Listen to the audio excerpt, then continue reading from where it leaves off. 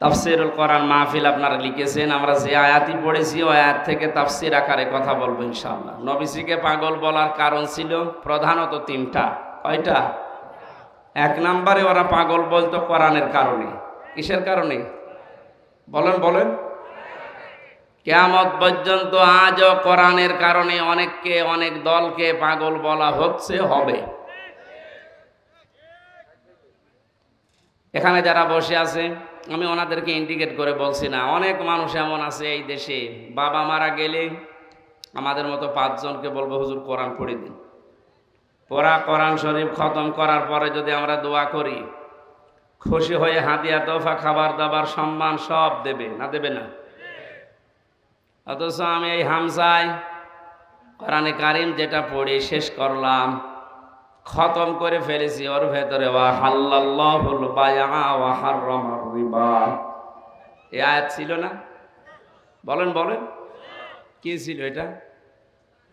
আল্লাহ পাক বলেন আমি ব্যবসাকে হালাল করেছি আর সুদকে হারাম করেছি। যে লোকটার বাবা মারা যাওয়ার পরে আমাদের হাদিয়া তোফা খাবার দাবার সম্মান দিল, ও সুদের ব্যবসা করে।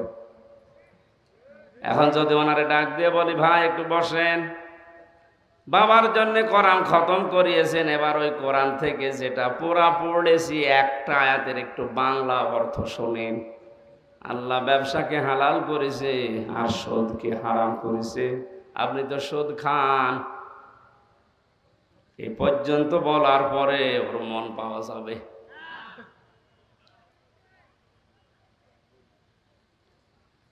ও মনে মনে ভাববে কারে নিয়ে আসলাম। ওই জামানায় মুহাম্মদুর রাসূলুল্লাহ সাল্লাল্লাহু আলাইহি সাল্লামকে 1 নম্বরে তারা পাগল বলতো, কারণ নবীজি যখনই আয়াত নাজিল হওয়ার পরে তেলাওয়াত করে শোনাতে, আবু জেহেল আবু লাহাব তো আর আমাদের মতো বাংলা ভাষা ইংরেজি ভাষা না, ওদের ভাষায় আরবি বললে ওরা বুঝে ফেলতো যে মুহাম্মদ বলতে চায় কি। আমরা এতিমের মাল আত্মসাৎ করে খাই, আর কোরআনে কারিমের আয়াত পড়ে আমাদেরকে জানাতে চায় যারা এতিমের মাল খায় তারা জাহান্নামের আগুন খায়। আমি যদি বাংলায় না বলি, শুধু আরবিতে বলি, ইন্নাল্লাযীনা ইয়াকুলুনা আমওয়ালাল ইয়াতামা যুলমান ইন্নামা ইয়াকুলুনা ফি বুতুনিহিম নার। এ পর্যন্ত বলার পরে কিছু বুঝেছেন? এখন যদি বাংলায় বলে, নিশ্চয় যারা এতিমের মাল ভক্ষণ করে অন্যায়ভাবে জুলুম করে ফাঁকি দিয়ে, যে আমার আগে যে কথা বলছিলেন উনি হয়তো এই কথাগুলো আরবিতে না বলে বাংলায় আপনাদের বুঝিয়েছেন। জনপ্রতিনিধি হবে হয়তো, যে মানুষের জমিন আত্মসাৎ করে ফাঁকি দিয়ে খায়, এমনকি মসজিদের টাকা পর্যন্ত, গোরস্থানের জমি পর্যন্ত জাল দলিল করে নিচ্ছে। অথচ লোকটা নামাজও পড়ছে। ওই লোকটাকে যদি আমি আরবি এ কথাগুলো সারা রাত বলি, ও বলবে যা হুজুর আমার জন্য দোয়া করছে। আর ওইটাই উল্টিয়ে যদি বাংলায় বলা হতো, ওর মন খারাপ হয়ে যেত, বলতো কি পাগলামি কথাবার্তা বলেন।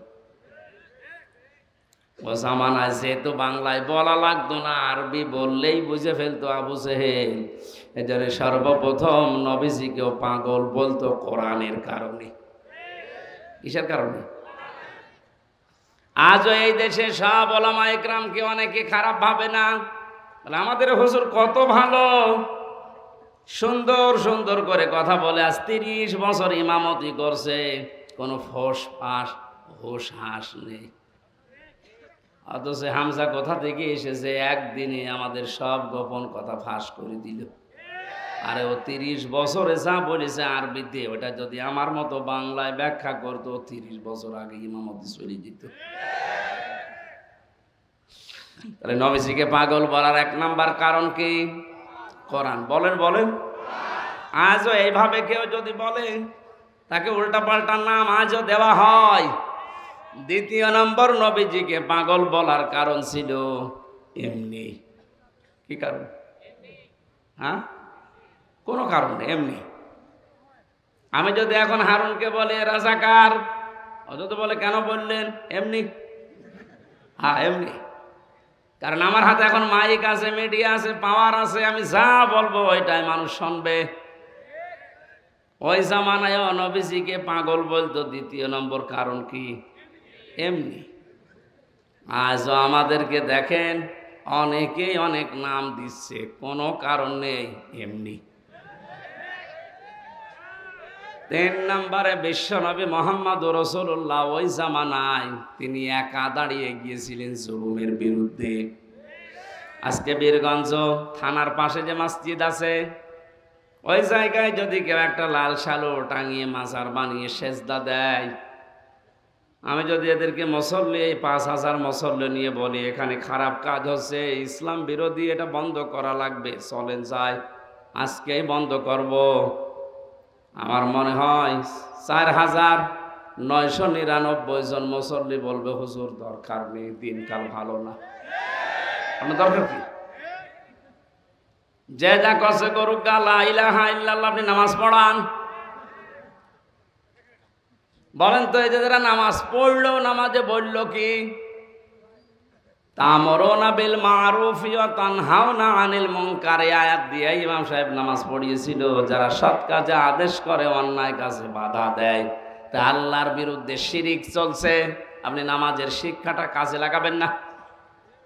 এখন যদি আমি ইমাম হয়ে ওই 5000 ভালো ভালো মুসল্লিকে নিয়ে যেতে চাই, এই 1500 বছর পরেও যদি ডিজিটাল যুগে এই মুসল্লিরা বলে না, আপনি কি পাগলামি করছেন, দিনকাল ভালো না, তাহলে 1500 বছর আগে নবীজি একা একদিকে আর তামাম দুনিয়া সব একদিকে। কত বড় জাহেল ছিল তারা! আল্লাহর ঘর কাবা শরীফের ভেতরে পর্যন্ত 360টা মূর্তি তুলেছিল। বলেন কত বড় জাহেল তারা! সেই জামানায় নবীজি একা দাঁড়িয়ে বললেন লা ইলাহা, কিচ্ছু মানি না। বলেন ওই সময় তারা পাগল বলবে না কি বলবে? আজ এই ডিজিটাল যুগে এত ভালো মানুষ যদি আমারে মেনে নিতে না পারে, পাগলামি মনে করে।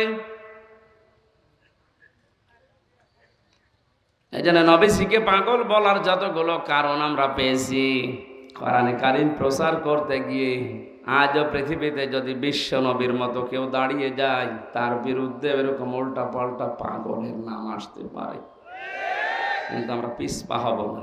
ওয়া ইন্না লাকা লাআজরান গায়রা মামনুন। এর পরের আয়াতে আল্লাহ জানিয়েছেন, হে নবী কোরআনে কারীম প্রচার করতে থাকেন, এর পুরস্কার, নিরবিচ্ছিন্ন পুরস্কার আমি আল্লাহ আপনাকে দেব। সুতরাং সেই কোরআন প্রচার করার জন্যে এই প্রচণ্ড গরমে আমি বাড়ি থেকে বের না হলেও পারতাম। জেলে 3 বছর ছিলাম, আমার সংসার চলেনি, আমার বাবার চা আছে চলার মতো। এত কষ্ট করে সেই 450-500 কিলো দূর থেকে আসার আমার দরকার ছিল না। আমি কোরআনের এই আয়াত যেদিনই পড়েছি, ওয়া ইন্না লাকা লাআজরান গায়রা মামনুন, হে নবী কোরআন প্রচার করতে গিয়ে বাধার সম্মুখীন হলেও এটা নিয়ে যদি আপনি দাঁড়িয়ে যান, আপনাকে আমি নিরবিচ্ছিন্ন পুরস্কার দেব। এটা শুধু নবীজির জন্য না, গায়রা মামনুন, নিরবিচ্ছিন্ন পুরস্কার কিয়ামত পর্যন্ত কোরআন আলাদেরকে আল্লাহ দান করবেন। আল্লাহ আমাদের সবাইকে যেন এই আয়াতটা আমল করার তৌফিক দেন, আমিন। কোরআনে কারীমের সূরা মাআরিজ থেকে 10 নম্বর আয়াত থেকে শুরু করে আমরা তেলাওয়াত করে তাফসীর আকারে কথা বলবো ইনশাআল্লাহ। মাত্র 1-2টা আয়াত পড়েছি যেহেতু, দেখি এরপরে আমরা কি পাই। কোরআনে কারীম থেকে একটু তেলাওয়াত করেন আগে, গরম তো, আস্তে আস্তে পড়েন। আউযু বিল্লাহি মিনাশ শাইতানির রাজিম, বিসমিল্লাহির রহমানির রহিম।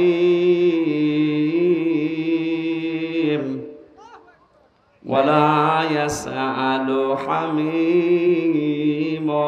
হামীমা।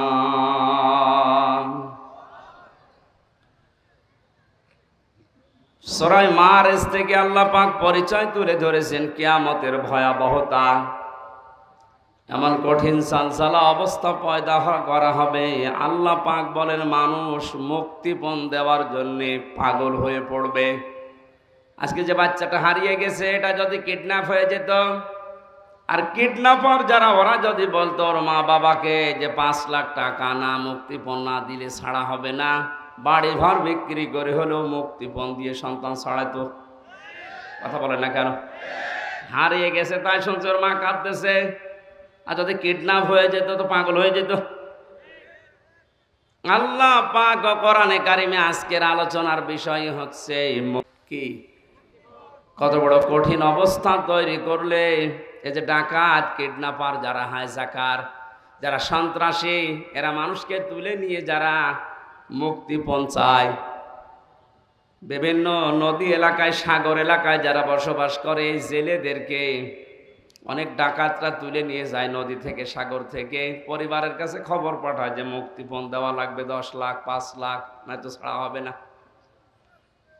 এর বাড়িওয়ালা যারা আছে, পরিবারস্থ লোকরা এমনিতেই তো গরিব মানুষ, মাছ বিক্রি করে খায়, এরপরও নিজেদের সর্বোচ্চ বিক্রি করে হলেও নিজের বাড়িওয়ালাকে ছাড়ানোর জন্য মুক্তিপণ দিতে রাজি হয়ে যায়। আল্লাহ এটা আমাদেরকে তুলে ধরেছেন, কারণ দুনিয়ার বিষয়গুলো দিলে, উদাহরণ দিলে মানুষ বোঝে ভালো। রব্বুল আলামিন বলেন, কিয়ামতে এমন কঠিন অবস্থা আমি তৈরি করব, ওয়ালা ইয়াসালু হামিমুন হামিমা, কোন বন্ধু বন্ধুর খোঁজ খবর পর্যন্ত জিজ্ঞাসা করবে না।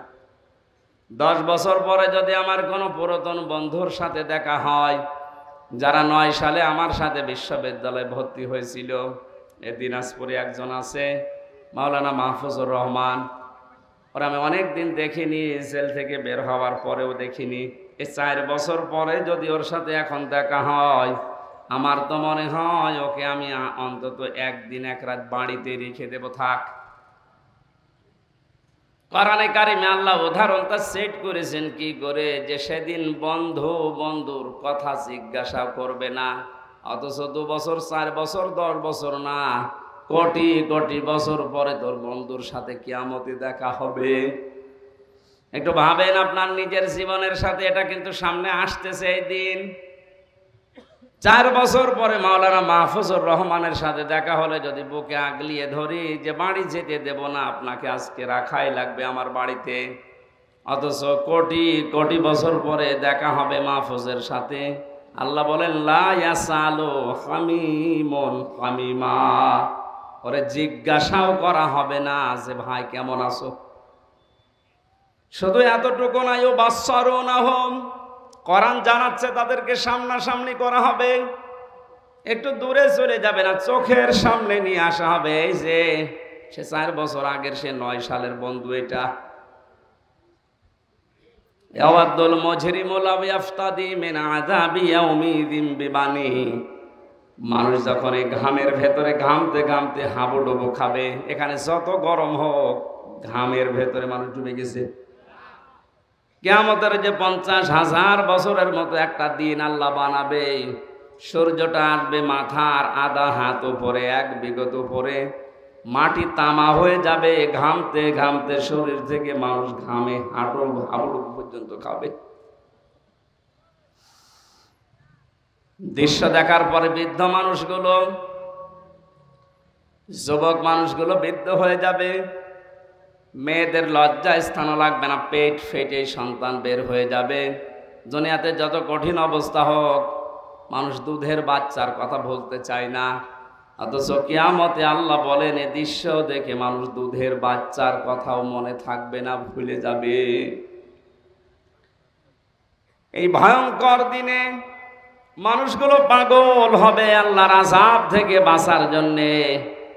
লাউ ইয়াফতাদি, এই যে ফিদিয়া দেওয়া, জরিমানা দেওয়া, মুক্তিপণ দেওয়া, হিড়িক বেঁধে যাবে, বলবে আল্লাহ ইয়াউমিযিন বিবানি, আজকের এই দিনে তুমি আমার সন্তানটা নিয়ে হলেও আমাকে বাঁচিয়ে দাও, মুক্তিপণ দিয়ে দিলাম ওরে।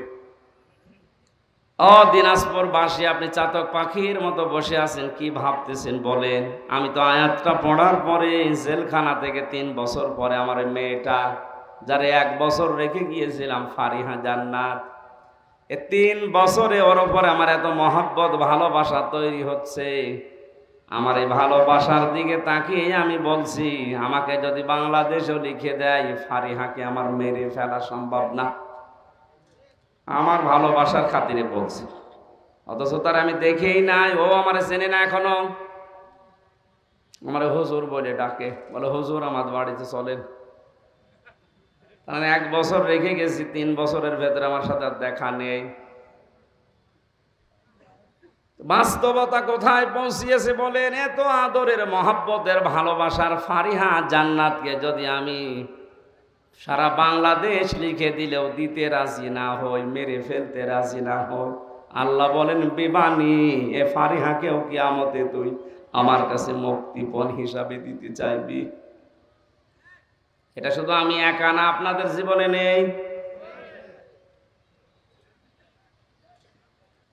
শুধু ওয়াজ শোনা না, আপনি বাস্তবে এটা মিলান তো, যে কত বড় কঠিন অবস্থা হলে নিজের এত বড় আদরের ভালোবাসার মেয়েকে পর্যন্ত মানুষ আল্লাহকে বলবে এটাও নিয়ে নেন, এ আমার দরকার নেই।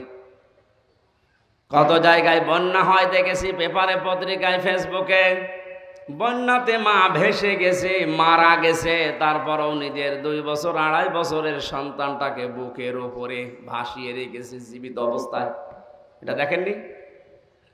তাহলে দুনিয়ার জীবনে জীবন পর্যন্ত দিয়ে দিচ্ছে, কিন্তু সন্তানকে মারতে রাজি না, বাঁচিয়ে রেখেছে মা। অথচ কিয়ামতে এই মাই বলবে আল্লাহ আমার এই ফারিহাকে আমি দিয়ে দিলাম মুক্তিপণ, আমারে বাঁচাও। অসহিবাতিহি ওয়া আখি, মানুষ তার স্ত্রীকে দিতে চাইবে, বন্ধু বান্ধব এবং নিজের ভাইকে। অফাসিলাতিহি আল্লাতি তুবে, তার জ্ঞাতি গোষ্ঠী, তার দলের লোক যারা তাদেরকে আশ্রয় দিত, যার নাম শুনলে মানুষ বলতো না অমুক দলের লোক, দরকার নেই, এইরকম দলের লোক কেউ বলবে আল্লাহ এদেরকেও দিয়ে দিলাম, আমাকে বাঁচাও। অমাং ফিল আরদি জামিআ, এটা আরো কঠিন। শুধু দলের লোক না, জ্ঞাতি গোষ্ঠীর লোক না, যারা আশ্রয় দিত তারা না, স্ত্রী না, ভাই না, সন্তান আদি না, আল্লাহ পাক বলেন এ পৃথিবীর যত সম্পদ আছে ও সব দিতে রাজি হবে। জি, এরপরও সে বলবে আল্লাহ আমারে নাজাত দাও, আমাকে বাঁচাও। এতটুকু বলার পরে আল্লাহ আলোচনার ধরন এবার পাল্টিয়েছেন। একটু ভালো করে শুনবেন। এই যে জালজালা কঠিন অবস্থায় এতগুলো মানুষের নাম বলার পরে মহান আল্লাহ এবার বলেন কাল্লা, কখনোই না। এই যে এতগুলো জিনিস দিয়ে লোকটা মুক্তিপণ হিসাবে দিতে বাঁচতে চায়, নিজেকে মুক্ত করতে চায় আল্লাহর আযাব থেকে। কারণ ও দেখতে পাবে যে আমি এরকম আযাবে আছি, আর আমার সামনে আল্লাহর আরশের নিচে বসে 7 প্রকার মানুষ মাছের কলিজা দিয়ে খাবার খাচ্ছে। জোরে বলেন সুবহানাল্লাহ। যে 7 প্রকার মানুষকে দেখে ওর হিংসা হবে, ঈর্ষা হবে, মনে মনে রাগ হবে। সে কি এত বড় কঠিন আযাবের ভেতরে তামাম হাসরের ময়দানে সবাই আছে, আর ওই 7 প্রকার কারা এরা? কোন জায়গায় যেখানে ছায়া নেই, শুধু আরশের ছায়ায় ওরা বসে বসে মাছের কলিজা দিয়ে খাবার খায়।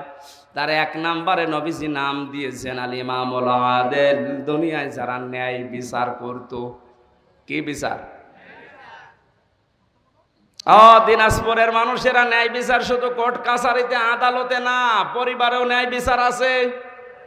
বলেন, নিজের 2টা ছেলে আছে, একটা লেখাপড়া করে, একটা মাঠে কাজ করে। যেটা পড়াশোনা করছে তার পেছনে খরচে আপনার কোনো হিসাব নেই।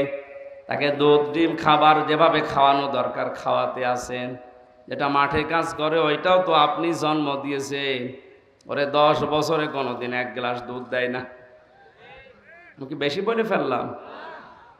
আপনি তো অবিচার করছেন, আরশের ওই ছায়াতলে আপনি স্থান পাবেন না মনে করছেন। না, ওটা শুধু আল ইমামুল আদিল, যারা ন্যায় বিচারক, বাদশাহ, ওদের জন্য। আপনিও তো একজন বাদশাহ।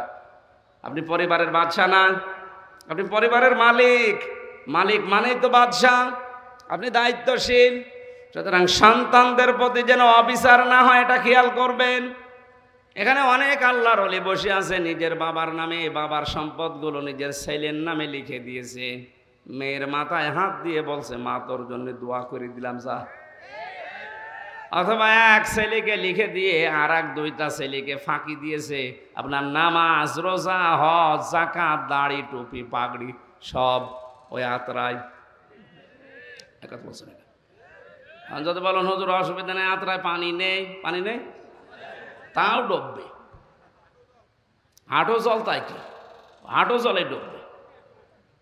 যারা শরীক ফাঁকি দেয়, সে ছেলে হোক, মেয়ে হোক, বোন হোক, ফুফু হোক, চাচা হোক, জনগণ হোক, যারা শরীক ফাঁকি দিয়েছেন, শক্ত কথা বলছি দুইটা, এদের জীবনে ক্ষতি হবে কয়টা বলেন? বলেন। এক নম্বরে, যেই দিন শরীক ফাঁকি দিয়েছে ওই দিন থেকে ওর জীবনের ইবাদত বন্দেগী কবুল হওয়া বাদ, ওটা আর মাথার উপরে উঠবে না।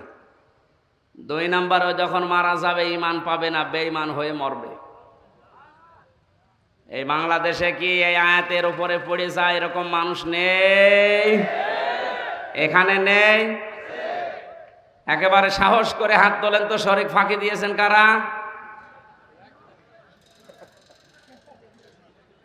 এলাকায় আমার মনে হয় আগামী বছর আর ওয়াজ দেওয়ার দরকার নেই, এগুলো সব আল্লাহর ওলি বসে আছে।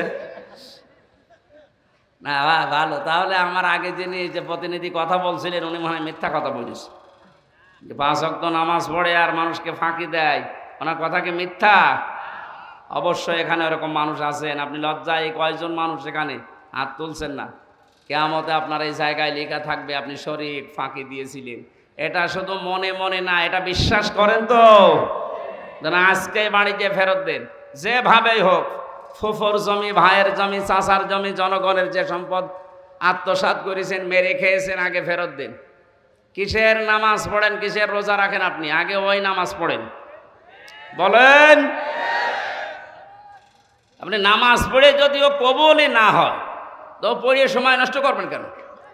ওই সময়টা অন্তত একটু নাচ গান দেখেন, নাকি না? মানে ওদিকেও হারাচ্ছেন, এদিকেও হারাচ্ছেন। আমার এই হাদিসটাকে আপনি বিশ্বাস করেছেন নাকি মনে করছেন যে হলেও হতে পারে, না হলেও? তাহলে শরীক যারা ফাঁকি দিয়েছেন ওদের 1 নাম্বার ক্ষতি কি? ওই দিন থেকে ওদের নামাজ, রোজা, এই দাড়ি, টুপি, পাগড়ি, জুব্বা, জিকির, আজগার সব শেষ। ওগুলো আর কবুল হবে না, বন্ধ। এটা যেহেতু রেকর্ড হচ্ছে সারা বাংলাদেশে কালকে ছড়িয়ে যাবে। সবাইকে আমি উদ্দেশ্য করে বলছি, শরীক ফাঁকি দেওয়া এখনই আপনি থামেন। আগে ওর টাকা, ওর জমি ফেরত দিয়ে আসেন, তারপরে নামাজ শুরু করুন। 2 নম্বরে, আপনি যখন মারা যাবেন ঈমান পাবেন না, বেঈমান হয়ে মরবেন আবু জেহেলের মতো। কারণ ও এতিমের সম্পদ আত্মসাৎ করেছিল, এই জন্য সূরা আরাআইতাল্লাযী ইউকাযযিবু বিদ্দীন নাযিল হয়েছে। এই কথা বলেন না কেন? আল্লাহ তুমি আমাদের এই মুসলমানদেরকে এরকম গোনা থেকে হেফাজত করো, বাঁচাও, বলেন আমিন।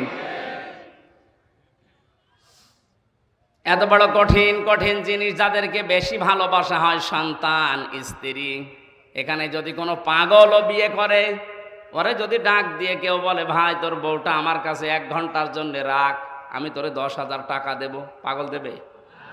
বলেন। এত বড় পাগলও রাজি হচ্ছে না শুধুমাত্র 1 ঘন্টা দেওয়ার জন্য। অথচ কিয়ামতে আল্লাহ পাক বলে না সাহিবাতিহি, তার বউকে বলবে আল্লাহ এটাও নিয়ে নাও, এ মুক্তিপণ দিয়ে দিলাম, আমারে বাঁচাও। ইব্রাহিম নবী আলাইহিস সালামের মতো এত বড় পাওয়ারফুল নবী, যিনি জাতির পিতা, জাতির, তিনি বলবে আল্লাহ আমার পিতা আজরের সাথে যা ভালো লাগে করো, ও সাথে আমার দেখার দরকার নেই, তুমি আমারে বাঁচাও। ঈসা নবী আলাইহিস সালাম বলবে আল্লাহ তুমি আমার মা মরিয়মের সাথে যা আচরণ করার করো, ওরে কোথায় দেবে, জাহান্নামে না জান্নাতেও, আমার দেখার দরকার নেই, তুমি আমাকে বাঁচাও, আমি মুক্তি চাই। আমি কি চাই? এত বড় নবীরা পর্যন্ত যেখানে খেয়ে হারিয়ে ফেলবে, সেখানে কত মানুষ এই রংপুর বিভাগে সহজ সরল মানুষ তো অনেকে পীর সাহেবের উপরে ভরসা করে বসে আছে যে বাবা আমারে বাঁচাবে। সূরা আবাসার ভেতরে আছে ইয়াউমা ইয়াফিরুল মারউ মিন আখিহি ওয়া উম্মিহি ওয়া আবিহি ওয়া সাহিবাতিহি ওয়া বানি। সেই দিন মানুষ আগে পালাবে তার ভাই থেকে। এই যে এফিররু, এফিররু শব্দের শাব্দিক অর্থ হচ্ছে মাজা তুলে দৌড় দেওয়া, এমনিতেই দৌড়ানো আর খেঁচিয়ে দৌড়ানো। এই এলাকায় কি বলে আমি জানি না, কুষ্টিয়াতে বলে জোরে দৌড়ালে বলে খেচ্ছে দৌড় দিয়েছে। কিয়ামতে আপনজন ভাইকে দেখলে মানুষ খেচ্ছে দৌড় দেবে। কি দৌড়? তার মানে মাথায় কাপড় বেঁধে দৌড় দেবে। এরপরে তার মা থেকে পালাবে, বাবা থেকে পালাবে, তার বন্ধু থেকে পালাবে, স্ত্রী থেকে পালাবে, সন্তান থেকে পালাবে। আমার প্রশ্ন হচ্ছে আয়াত পড়ার পরে দিনাজপুরবাসী যাদের নাম বললাম বিপদে পড়লে এরা দুনিয়া যাই হোক আসে না? আসে না? বলেন না কেন? যত বড় শত্রু আপনার ভাই হোক, বিপদে যদি ওই রকম পড়েন, ওর এই রক্তের টানে হলেও আসবে। কিছু দেয় দিক, না দেয় না দিক, কথা বলে না কেন? আপনার ভাইয়ের কথা আল্লাহ, মায়ের কথা, বাবার কথা, স্ত্রীর কথা, সন্তানের কথা, বন্ধুর কথা, নেতার কথা, 7 প্রকার মানুষের নাম দিল। যারা আসবে তাদের নাম আল্লাহ দিয়েছেন, বলেন না এরাই পালাবে আগে, তাও যেমন তেমন না, মাজা দৌড় দিয়ে পালাবে। তাহলে আমার তো মনে হয় যারা আজ বিভ্রান্তিতে আছেন সারা বাংলাদেশ সহ ভারতে, বাংলাদেশ আর পাকিস্তানে, অনেকে আশা করে আছে কিয়ামতে আমার বাবা যান, আমার দাদা যান, আমারে বাঁচাবে। আরে ভাই, আল্লাহর কসম, কোরআনে কারিমের সূরা আবাসা কসম দিয়ে বলছি, কিয়ামতে অনেক পীর বলবে আল্লাহ আমি পীরই ছিলাম না, আমি মরিদ পাবো কোথায়, আমি তো পীরই ছিলাম না। কারণ আপনার মা যদি বলে আমার বিয়ে হয়নি, আমি সন্তান পাবো কোথায়? পীর সাহেব এটা বলতে পারে না, বলেন? সুতরাং কারো উপরে আন্দাজে ভরসা করে সময় নষ্ট করেন না। বন্ধু বন্ধুর পরিচয় দিতে রাজি না। সন্তান আদি মানুষ আল্লাহর দরবারে বলবে এগুলো মুক্তিপণ দিলাম, আমাকে তুমি নাজাত দাও, বাঁচাও। আল্লাহ বলেন না, কাল্লা, কখনোই না, ইন্নাহা লাযা, অবশ্যই তোমাদেরকে আমি আল্লাহ লাযা নামক দরজা দিয়ে প্রবেশ করাবো। কোন দরজা বলেন? এখানে যারা প্রধান অতিথি, বিশেষ অতিথি আছে, এনাদেরকে যদি এখন জিজ্ঞাসা করেন, আমার মনে হয় যতটুকু বিশ্বাস ওনারা পারবে না। জাহান্নাম কয়টা জিজ্ঞাসা করেন তো, বলেন? দেখেন, দেখি না, জাহান্নাম একটা। আপনি তো কোরআন হাদিস পড়েননি ওইভাবে, দেখলেন চেয়ার নিয়ে বসে আছে, অথচ জাহান্নাম 7টা বলছে। উনি শুধু এখানে এই মুরব্বীরে জিজ্ঞাসা করো না, তাই বলে কয়টা জাহান্নাম, কয়টা? একটা বলছে। 7টা বলে পার পাচ্ছে না, একটা বলছে। কয়টা? 8টা বলছে, আর একটা বেড়িস।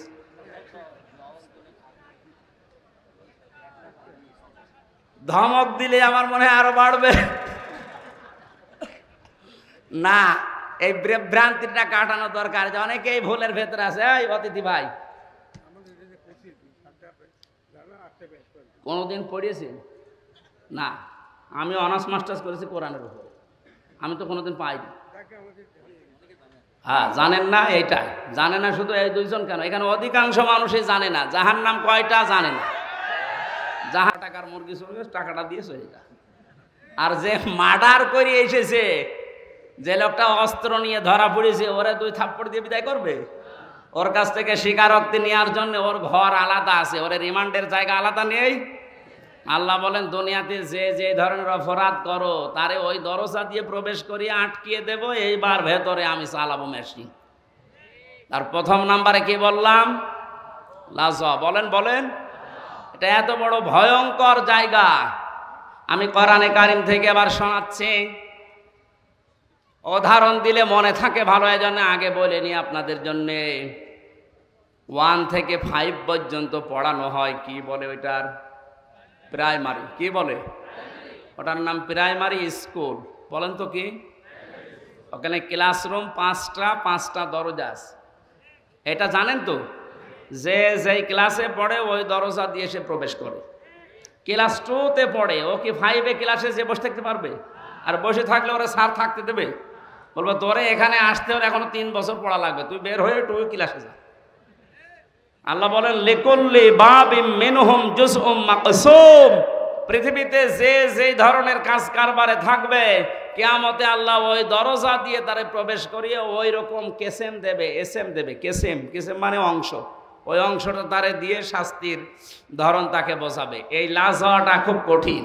আমরা দেখি লাশ হয় যাওয়ার জন্য যে কাজগুলো দুনিয়ায় মানুষ করে, আমরা ওই কাজে আছি কিনা। যদি থাকি, আল্লাহ বলেন ওখানে প্রবেশ কর। ওখানে প্রবেশ করার পরে কি হবে সেইটা এবার আসে। কাল্লা, কখনোই না, তোর মুক্তিপণ আমি একটাও নেব না, তোর সন্তান আমি নেব না, তোর স্ত্রী নেব না, তোর ভাই নেব না, তোর জাতি গোষ্ঠী যারা তোকে আশ্রয় দিত, তোর দলের লোক, ওগুলো আমার দরকার নেই, তামাম দুনিয়ার সম্পদ দিলেও আমি নেব না, তোরে আমি প্রবেশ করাবো জাহান্নামের লাজার হুতমা নামক দরজা দিয়ে। ও দিনাজপুরবাসী, এবার আপনি নিজের সাথে মিলাবেন। কাল্লা ইন্নাহা লাযা নাযাআতাল লিশশাওয়া। এই দরজা দিয়ে প্রবেশ করার সঙ্গে সঙ্গে আগে চামড়া খসে যাবে। এই কথাটা শুনতে যত সহজ মনে হচ্ছে, বাস্তবতা কি অত সহজ? কি এমন ঘর আল্লাহ বানিয়েছে যেখানে ঢুকলে চামড়া খসে যায়? এ ঘরের ভেতরে আল্লাহ প্রবেশ করাবে কাদের? সম্মাদ বারাওয়াতাওয়াল্লাহ, যে মানুষগুলো সত্যকে সত্য জানার পরও মেনে নিতে চায় না, মুখ ফিরিয়ে চলে যায়। আর বাংলাদেশে এই প্রকার মানুষ এখন বেশি। ইব্রাহিম আলাইহিস সালাম আল্লাহকে খুঁজেছিলেন না, খোঁজেননি? প্রথমে চাঁদ দেখে মনে করেছিলেন এইটাই আমার খোদা, এটাই আমার আল্লাহ। যখন ডুবে গেল বলছে না, যে ডুবে যায় ও আমার মালিক হতে পারে না। তারকা দেখার পরে মনে করলেন না, এটা আমার মালিক হবে। যেই ডুবে গেল বলছে না, এই আমি মানি না। সূর্য দেখার পরে বলে বিশাল, এইটাই আমার মালিক হবে। যেই ডুবে গেল সন্ধ্যাবেলা বলে না, এইটাও আমি মানি না। হযরত ইব্রাহিম ওই সময় যা দেখেছিলেন সব যেহেতু অদৃশ্য হয়ে যায়, সব ডুবে যায়, অস্তমিত হয়ে যায়। তিনি তখন জাতির সামনে দাঁড়িয়ে ঘোষণা দিয়েছিলেন, ইন্নী ওয়াজ্জাহাতু ওয়াজহিয়া লিল্লাযী ফাতারাস সামাওয়াতি ওয়াল আরদা হানিফা ওয়া মা আনা মিনাল মুশরিকিন। জোরে বলেন আল্লাহু আকবার। এটা আজ অনেকে জায়নামাজের দোয়া মনে করে না। এটা জায়নামাজের দোয়া না, জায়নামাজের আলাদা দোয়া আছে। কেউ যদি জায়নামাজে দাঁড়িয়ে এটা পড়ে তার সওয়াব হবে, কিন্তু এটা জায়নামাজের দোয়া না। নবীজি এটা পড়তেন কখন? যখন তাকবীরে তাহরিমা দিতেন আল্লাহু আকবার, এরপরে বলতেন ইন্নী ওয়াজ্জাহতু। আর আমরা উল্টিয়ে ফেলেছি, আগে পড়ে নিয়ে তারপরে বলে আল্লাহু আকবার।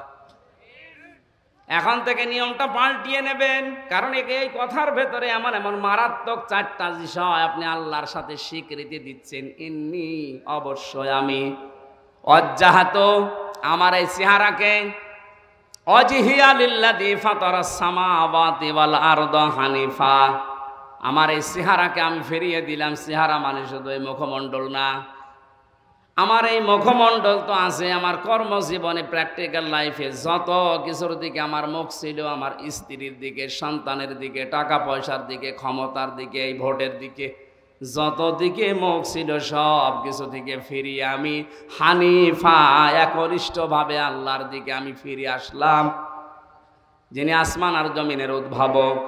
ওমা আনা মিনাল মুশরিকিন, হে আল্লাহ আমি কিন্তু মুশরিক না। আমি কি না? আমি কারো সাথে শিরিক করি না তোমাকে, আমি কারো সাথে শরিক করি না। তুমি একা আছো। কুল হুয়াল্লাহু আহাদ আল্লাহুস সামাদ লাম ইয়ালিদ ওয়া লাম ইউলাদ ওয়া লাম ইয়াকুল লাহু কুফুওয়ান আহাদ। এই কথাটা আপনি দাঁড়িয়ে দাঁড়িয়ে স্বীকৃতি দিচ্ছেন। এ মুখ দিয়ে বলা যত সহজ, নিজের প্র্যাকটিক্যালে মিলানো অত সহজ না। কেউ যদি নামাজে এই কথা বলে দাঁড়িয়ে যায়, আল্লাহ আমি কিন্তু সব দিক থেকে মুখ ফিরিয়েছি, ও নামাজ পড়ার পরে কখনো আমার আল্লাহর আইনের সাথে শিরিক করতে পারে না। পারে না কেন? কারণ শব্দটা ছিল হানিফা, হানিফ না হানিফা, একটা টান আছে। আমি একনিষ্ঠভাবে ফিরে এসেছি, আমার এই কথার ভেতরে কোনো দুই নাম্বারই নেই। বলেন আপনি নিজের থেকে নিজে স্বীকৃতি দিলেন যে আমি দুই নাম্বার লোক না, আমি শুধু লোক দেখানোর জন্য এটা পড়ি না, সত্যি সত্যি পড়েছিলাম আল্লাহ আমি তো মুশরিক না, তোমার আইনের সাথে তোমার ক্ষমতার সাথে আমি কাউকে শরিক করি না, তুমি যে সব পারো এটা আমি বিশ্বাসও করি। আল্লাহ যেটা পারে ওটা অন্য কেউ পারে, এই বিশ্বাস করার নাম শিরিক। বিশ্বাসের নাম কি? সন্তান দিতে পারে শুধুমাত্র কে? বিয়ে করার পরে 100 বছর সংসার করছেন, সন্তান হচ্ছে না, এটা আপনার দোষ? কার দোষ? না, কথা একেবারে খারাপ বলেনি, কারণ ওটা তো আপনারও দোষ নেই, আপনার স্ত্রীরও দোষ নেই। আপনার মতো এই লোকটা 10 বছর বিয়ে করে ও সংসার চালাচ্ছে, ওর সংসারে 10টা ছেলে মেয়ে 10 বছরে, আর আপনার 50 বছরও একটা হয়নি, এ দোষ কার? এটা বললে কেমন হয়ে যায় না বলেন তো? এবারে আমার বিশ্বাস করা লাগবে যে আমার বড় দোষ নেই, আমারও দোষ নেই। ক্ষমতা যেহেতু আল্লাহর হাতে, উনি দেয় না, উনি এটা আমার পরীক্ষার ভেতরে ফেলে রেখেছে। এটার জন্য আমি মরা পীরের কাছে, কবরে যাব, জিন্দা পীরের কাছে যাব, এটা শিরিক হবে। আমি এই জন্যই তো হানিফা বললাম যে আমি একনিষ্ঠভাবে ফিরে এসেছি, কারো দিকে আমার আর মন নেই, মুখ নেই। ওমান আমিনাল মুশরিকিন, আমি মুশরিক না। ইব্রাহিম আলাইহিস সালাম আল্লাহকে খুঁজে পেয়েছিলেন কষ্ট করে, আর আমাদের চোখে আঙ্গুল দিয়ে আলেমরা দেখিয়ে দেয়, এরপরও সত্য জানার পরও মানে না। তাহলে আপনি প্রবেশ করবেন কোন দরজা দিয়ে? বলেন বলেন। এবার বলেন, আপনি বাংলাদেশে লাজা দরজা দিয়ে যাওয়ার মতো মানুষ আছে না নেই? এখানে নেই? যারা সত্যকে জানার পরে অহংকার করে মুখ ফিরিয়ে চলে যায়। এরপরেরটা তো আরো কঠিন, বলবো। যারা সম্পদ জমা করে আর সংরক্ষণ করার জন্য চেষ্টা চালায়। সম্পদ কি? পৃথিবীর যত সম্পদ আছে, নবীজির ভাষায় উত্তম সম্পদ হচ্ছে নেককার আল্লাহওয়ালা মেয়ে মানুষ। সম্মানিত মা বোন যারা এসেছেন, অনেকেই মনে করে আমি নামাজ পড়ি, রোজা রাখি, কালো বোরকা পরি, আমি জিকির করি, আমি ইবাদতবন্দি কি করছে, আমি কি নেককার? না, নেককার হওয়ার জন্য নবীজি ওইদিকে ইঙ্গিত দেয়নি। আল্লাহর নবী বলেন, নেককার নারী দুনিয়ায় ওইটা যার ভেতরে 4টা গুণ পাওয়া যায়। 1 নম্বরে, স্বামী যখন বাইরে থেকে বাড়িতে আসে, দুনিয়ার সব কাজ বাদ দিয়ে যারা স্বামীকে খুশি করার জন্য চেষ্টা চালায়। এরকম মহিলা এখন ঘরে ঘরে। এই মহিলা নেই, এই জন্য অনেকেই পরকীয়া প্রেম করে। আপনি তো ঠিক বলবেনই, কারণ এলাকায় এসব চলছে। সম্মানিত মা বোনেরা, আপনাদের স্বামীরাই দেখেন স্বীকৃতি দিচ্ছে এরা পরকীয়া প্রেম করে, এই কারণে আপনার কাছে রেসপন্স পায় না, আপনার কাছে যেটা পাওয়া দরকার পাচ্ছে না। এই জন্য শুধু স্বামীরা একা দায়ী থাকবে না, আপনারও দোষ আছে। আপনাকে বাদ দিয়ে যে মহিলার সাথে এই স্বামীটা লাইন করেছে, তার ভেতরে যা আছে আপনাকে আল্লাহ তাই দিয়েছিলেন। কথা বলে না কেন? কি জিনিসের কারণে ওর মন ওই দিকে চলে গেল? এখন অনেকে মহিলারা বলে যে হুজুর ওর নেশারই খারাপ। না, নেশার আপনি খারাপ করেছেন কেন? আপনি সব ওঝাড় করে দিতে পারেন না, তাহলে তো আর এ আল্লাহর ওলি ওই দিকে যাচ্ছে না। সুতরাং আপনি নেককার হওয়ার জন্য স্বামীটা এটা আকাশের চাঁদ মনে করেন। এ বাড়িতে যখনই আসবে মনে করবেন এটা পৃথিবীর শ্রেষ্ঠ মেহমান। নবীজির স্ত্রী হযরতে মাইমুনা রাদিয়াল্লাহু তাআলা আনহা নিজেকে পরিপাটি করে গোসল করে সুন্দর করে সাজিয়ে বিছানায় নতুন চাদর বিছিয়েছে। আশপাশের মেয়েরা এসে ডাক দিয়ে বলে, মাইমুনা কে আসবে এমন এত সুন্দর করে সাজিয়েছে ঘর? হযরতে মাইমুনা বলে, পৃথিবীর শ্রেষ্ঠ মেহমান আমার স্বামী আসবে। মহিলারা হেসে ফেলেছে, ডাক দিয়ে বলে, স্বামী আবার মেহমান হইল? হযরতে মাইমুনা বলে, মেহমান না মানে তাম পৃথিবীর শ্রেষ্ঠ মেহমান আমার কাছে আমার স্বামী। আর আপনার বউ যদি সাজগোজ করে বিছানায় নতুন চাদর বিছায়, যদি আপনি বলেন কি গো আজকে এত আনন্দ, বলে জানো না লোক আসবে, তার মানে আপনি ওর কাছে লোকই না। আপনি কি? আপনি শুধু ওই খোকার বাপ, তাছাড়া আপনি লোক না। ওর কাছে লোক হচ্ছে ওর বিয়াই। না, মেয়েরা যদি নেককার হতে চায়, প্রথম নম্বরে স্বামী আসলেই সব কাজ ওর বাদ। নবীজি এমনও জানিয়েছে, যদি চুলার উপরে দুধ গরম হয়ে উতলিয়ে পড়ে যায়, যাক, ও দরকার হয় 500 টাকার দুধ মাটিতে পড়ে যাও, তাও স্বামীর ডাকে সাড়া দাও। আজ মেয়েরা যদি একটু সাড় দিত, এই রেসপন্সটা আমাদের দিকে এগিয়ে যেত, আজ হাজারো পরিবারে পরকীয়া প্রেম মুক্ত হয়ে যেত। আমার তো বিশ্বাস হয় না, মনেও হয় না যে মানুষ পরে কেমন পড়বে কি দিয়ে, এমনি শরীর চলে না। হ্যাঁ, ইন্ডিয়া হারবাল, কলকাতা হারবাল ছাড়া ওর শরীরই চলে না। এরপরও যদিও লাইন করে বসতে হবে, অবশ্যই পরিবারে ঝামেলা আছে। মা বোনদেরকে আমি ভালোবাসি, আশা করছি আপনি উজাড় করে দেবেন। সময়, সম্পদ, আপনার শরীর সব আপনার স্বামীর জন্যে। যেই মহিলা স্বামীকে দেখানোর জন্য, খুশি করার জন্য সাজগোজ করে, ওটা তার ইবাদত হিসাবে গণ্য হয়ে যায়। স্বামীর কাছে আসার 10টা নিয়ম আছে। কোনো মহিলা যদি স্বামীর কাছে আসতে চায়, প্রথমে যতটুকু পরিষ্কার পরিচ্ছন্ন হওয়া দরকার তার পোশাক, তার শরীর, সে যেন করে আসে। 2 নম্বরে যদি সমর্থ থাক, সে যেন পারফিউম ব্যবহার করে, আতর, সেন্ট। ওরা এগুলো ব্যবহারও করে বাজারে যাওয়ার সময়। যদি মার্কেটে নিয়ে যান তখন দেখবেন সাজের বাহার কি। সম্মানিত মা বোন, যারা চুল খুলে বাজারে যান, বিভিন্ন অনুষ্ঠানে যান, যেই কয়টা চুল পর পুরুষে দেখবে, ওই কয়টা সাপ কিয়ামতে কামড় দেবে। আর বাড়িতে থাকাকালীন যেই কয়টা চুল আপনার স্বামীর সামনে বের হয়ে থাকবে, অতগুলো সওয়াব আল্লাহ লিখে দেবে। যেন বাড়িতে থাকাকালীন চুলে শ্যাম্পু করেন, সাবান লাগান, যা ভালো লাগে তাই দিয়ে চুল ফুলিয়ে থাকবেন, যেন দেখে ওর অন্য দিক থেকে মুখ ফিরিয়ে আসে। নবীজি বলেন 2 নম্বরে স্বামী যখন আসবে, তাকে খুশি করার জন্য, হাসি দেওয়ার জন্য যা করা লাগে ও করবে। কোনো স্বামী যদি পছন্দ করে যে আমার বউ ব্লাউজ গায়ে দেবে, হাতা কাটা, ও যেন তাই দেয়। আমি তো এটা বানিয়ে বললাম নাকি? 3 নম্বরে স্বামী যেটা পছন্দ করে ওটা যদি জায়েজ হয়, আপনার জীবন থাকতে ওটা আপনি মেনে নেবেন। কথা বোঝেন? স্বামী পছন্দ করছে বিয়ের পরে যেন মা বাবা আমাদের সাথে থাকে, কিন্তু অনেক বউ এটা পছন্দ করে না, মানেও না। এরকম বউ দেশে নেই? এই যে দিনাজপুরে বৃদ্ধাশ্রম তৈরি হয়েছে, এটা কি খেলা করার জন্যে? এই বউদের কারণে। আরে বউদেরকে হাওয়া দেয় এই বর মা আর ওর বড় বোন, ওখান থেকে হাওয়া লাগায় যে তাড়াতাড়ি আলাদা হ, খুব আরামে খেতে পারবি। আপনি অপেক্ষা করেন, আপনাকেও ঠিক ওই বৃদ্ধাশ্রমে পাঠানোর জন্য আপনার পেটের এই সন্তান আপনাকে পাঠাবে। 4 নম্বরে নেককারের সংজ্ঞায় পেয়েছি, ওই স্বামী, ওই স্ত্রী নেককার, যে স্বামী বাইরে গেলে তার সন্তান আর সম্পদ সে হেফাজতে রাখে। আল্লাহ রাব্বুল আলামিন মেয়েদেরকে এই 4টা গুণ অর্জন করার তৌফিক দিন। এটা প্রত্যেকটা জান্নাতের 8টা দরজা খুলে যাওয়ার গুণ। আজ হাজারো মহিলার ভেতরে গুণগুলো নেই। শুধু নামাজ পড়া, রোজা রাখা আর কালো বোরকা পরায় মনে করে এইটাই আমি নেককার হয়ে গেছি। না, যারা এই মাল সম্পদ দুনিয়াতে জমা করবে আর সংরক্ষণ করে রাখার চেষ্টা চালাবে, মালের ব্যাখ্যা হাদিসে তাফসিরে 5টা। 1 নম্বর তো নেককার নারী, 2 নম্বরে অস্ত্র শস্ত্র, 3 নম্বরে প্রভাব প্রতিপত্তি, 4 নম্বরে ক্ষমতার চেয়ার, 5 নম্বরে টাকা পয়সা।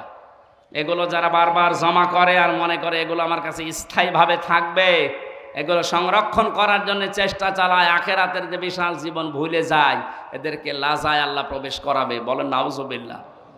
জেলখানাতে যাবার পরে আমি বেশি দেখেছিলাম পারিবারিক কলহর কারণে অধিকাংশ মানুষ জেল খাটতেছে। এখন যে গাজীপুরের কাশিমপুরে যে এখন ফাঁসি দেয়, আগে তো শাহজাহান জল্লাদ ছিল, 40 বছর পরে বের হয়েছে। এরপরে যে এখন দায়িত্বে আছে ইলিয়াস, এর বাড়ি চট্টগ্রামে।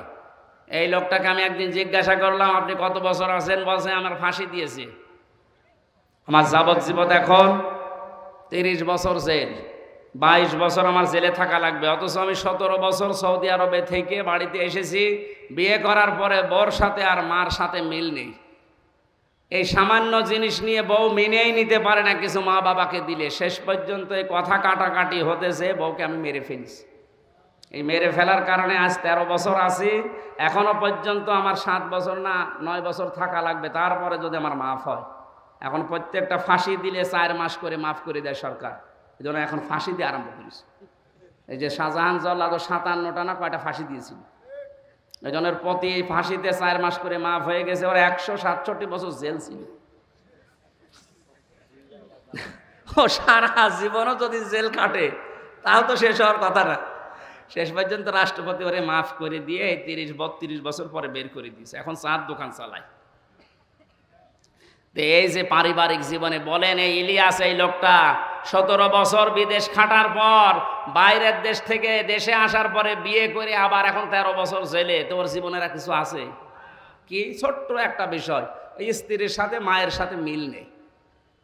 পারিবারিক জীবনের এই সমস্যাটা, এই জন্য আমি জেল থেকে বের হয়ে এই 2টা বই করেছিলাম যে পারিবারিক জীবনে দাম্পত্য যে কলহ এবং এর সমাধান 19টা। কয়টা? এই যে মানুষ পরকীয়া প্রেম করে, বউ শাশুড়ির মিল নেই, এগুলো কোরআন আর হাদিসের নোট করে করে লিখেছি। আপনার মেয়েদেরকে নিয়ে যেয়ে দেবেন। এই স্টেজে আছে মনে হয়, স্টেজের পেছনে আছে সাদা গাড়িতে। যে মেয়েকে, বউকে, মাকে, যে মেয়ে বিয়ে দেবেন সামনে, ওই মেয়েকে দেন যে এটা পড়ো, এটা শেষ করো পড়া। মেয়েরা যারা এসেছেন ওইটা নিয়ে আপনার স্বামীকে, আপনার বড় ভাইকে, আপনি যে ভালোবাসেন যাদেরকে, এরকম মানুষকে বলেন পড়ো এটা। পরকীয়া প্রেম এবং পারিবারিক জীবনের সমস্যা দূর হবে আমার বিশ্বাস ইনশাআল্লাহ।